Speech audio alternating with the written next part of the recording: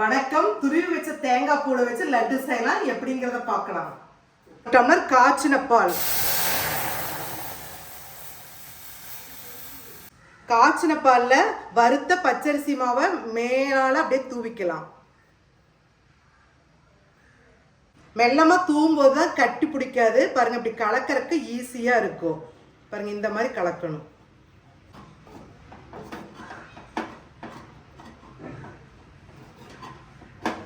சர்க்கரை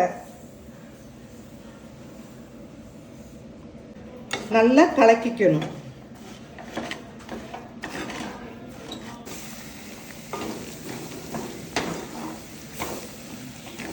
இந்த பதம் வந்தா போதும். ஏலக்காய் தூளை மேலால தூவி விட்டுக்கலாம். தேங்காய் துருவலை மேலால அப்படியே போட்டுக்கலாம்.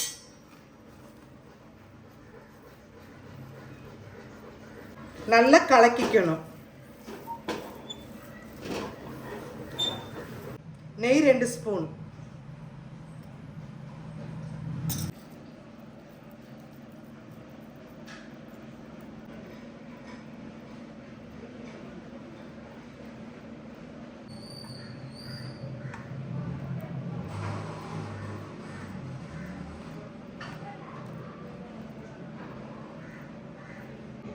தேங்காய் துருவல் லட்டு ரெடி. நீங்களும் இதை செஞ்சு பாருங்க.